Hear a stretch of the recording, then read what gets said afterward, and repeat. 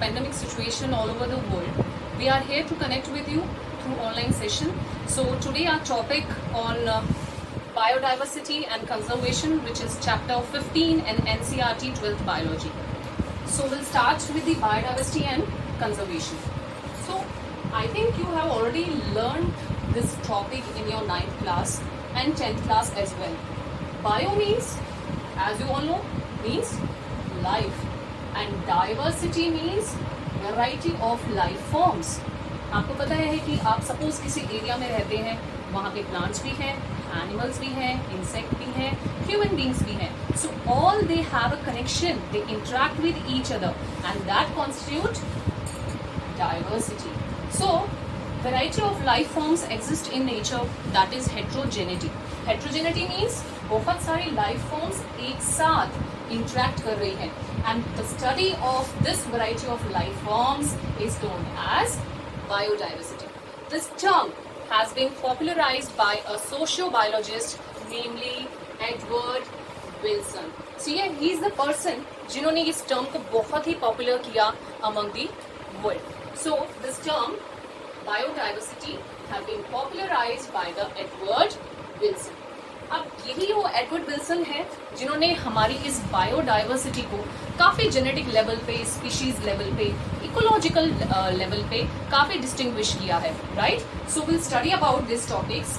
सो सबसे पहले अगर हम बात करते हैं टाइप्स ऑफ डाइवर्सिटी, सो उनमें मेजर इन 3 टॉपिक्स पे काम किया, that is genetic level, species level and ecological level. So will study about genetic level. Genetic diversity जो होती है वो जेनेटिक लेवल पे होती है, that occurs at the genetic level. Genetic level अगर हम बात करते हैं, we'll talk about nucleus, we'll talk about chromosomes, we'll talk about nucleic acid. So you know that the changes that occurs at the genetic level is basically due to mutation. Mutation is what? The chromosomal changes which happening in the nucleus, the mutation which happening at the DNA level. So the diversity which occurs at the genetic level.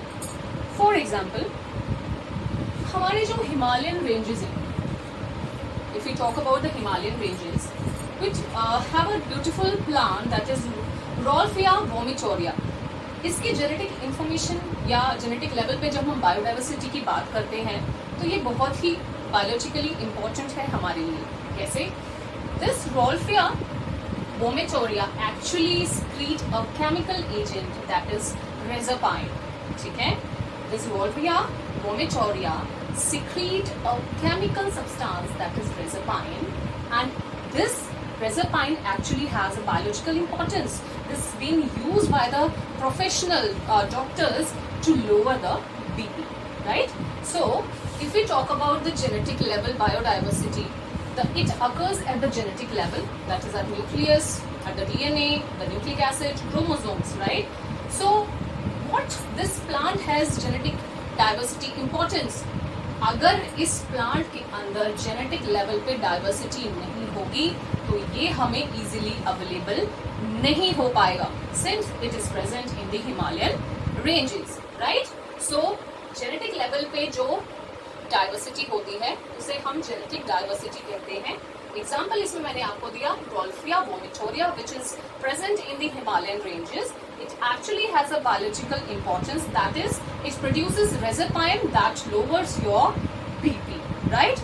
So अगर हम India में variety of genetic diversity की बात करते हैं तो अगर आप देखें rice, it has more than 50,000 varieties, right? If we take about mango, it has more than 1,000 varieties. तो बेटा कई बार नीट में या पीएमटी में क्वेश्चन आता है तो आपको ये तीनों ऑप्शंस मिल सकते हैं, राइस, व्हीट एंड मैंगो. सो आपका सबसे ज्यादा जिसकी जेनेटिक वैरायटी है वो क्या होगा?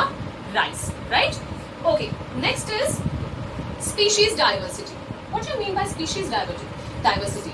अभी हमने बात करी थी genetic diversity that occurs at the genetic level. So if a species diversity occurs at the species level, it is species diversity. That means किसी पर्टिकुलर एरिया में, suppose if we talk about western Ghat and eastern Ghat, सबसे ज्यादा अगर हमें species plant की, animals की अगर देखने को मिलती है तो वो है western Ghat. Why? Why do so? Why not in Eastern Ghat? Because Western Ghat has more fertile soil. ठीक है, तो क्लाइमेटिक कंडीशंस वहाँ पे बहुत फेवरेबल हैं, तो उसकी वजह से क्या होगा, वहाँ पे प्लांट और एनिमल की स्पीशीज जो है ज्यादा होंगी. Clear? So species diversity is the diversity which occurs at the species level. For example, Western Ghat has more number of species than Eastern Ghat. Clear? Okay. The next one is ecological diversity. So ecological diversity जो ecosystem level पे हो. अब ecosystem क्या है? Ecosystem आपको पता है एक एनवायरनमेंट है जो नेचर में पाई जा रही है. फॉर एग्जाम्पल अगर हम बात करते हैं डेजर्ट की, it is also a ecosystem जहाँ पे उसी तरह के प्लांट्स उस एनवायरनमेंट में अडेप्ट होने वाले एनिमल्स मिलेंगे. फॉर एग्जाम्पल डेजर्ट में आपको प्लांट कैक्टस देखने को मिलेगा, एनिमल्स में camel, right. Wetlands, what do you mean bye wetlands? बेटा वेटलैंड्स वो एरिया है जहाँ पे वाटर कंपोजिशन होती है और उसके साथ एनिमल और प्लांट्स का इंट्रैक्शन होता है. फॉर एग्जाम्पल अगर मैं कहूँ, आप पैडी फील्ड जो है जहाँ पे राइस हम उगा रहे हैं, पैडी उगा रहे हैं, वहाँ पे आप देखोगे कि पैडी फसल के लिए पानी की रिक्वायरमेंट ज्यादा होती है, right. So that land is also a wetland. ठीक है, वहाँ पे उस पानी में small fishes, small insect, small plants, paddy field, आप देखोगे कितने ऑर्गेनिज्म का इंट्रैक्शन हो रहा है. That is a wetland. If you talk about the bathroom sink, it is also a wetland, right. So next is the rain forest जहाँ पे बारिश ज्यादा होती है. ठीक है, so if we talk about the ecological biodiversity, so it occurs at the ecosystem level. तो for example India has more diversity, ecological diversity than Norway. India में अगर हम बात करें तो ये सारी चीजें हमें देखने को मिलेंगी. हमें डेजर्ट भी देखने को मिलेगा, वेटलैंड्स भी देखने को मिलेंगे, रेन फॉरेस्ट भी देखने को मिलेंगे, estuaries, alpine area, right. So for example India has more diversity than Norway.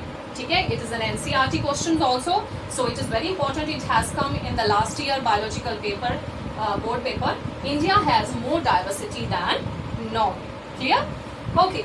अब अगर हम बात करें कि कितनी स्पीशीज होंगी all over the world and in India, so basically बेटा अगर हम बात करते हैं आज तक जितना भी कोर्स ऑफ एवोल्यूशन हुआ है, due to course of evolution human के अंदर चेंजेस आए हैं, प्लांट के अंदर चेंजेस आए हैं, माइक्रो ऑर्गेनिज्म के अंदर चेंजेस आए हैं, राइट. सो ये जितना भी अब तक एवोल्यूशन हुआ है, जितने भी चेंजेस हुए हैं, ये कहा जाता है कि अगर इसी तरह बायोडाइवर्सिटी का लॉस होता रहा, एनिमल्स एक्सटेंट होते रहे, प्लांट्स एक्सटेंट होते रहे, तो within 2 centuries we lose our wealth, that is biodiversity, yani variety of life forms. We're gonna lose our plants, we're gonna lose our animals, even we're gonna lose our life, right? So basically we have to conserve this biodiversity.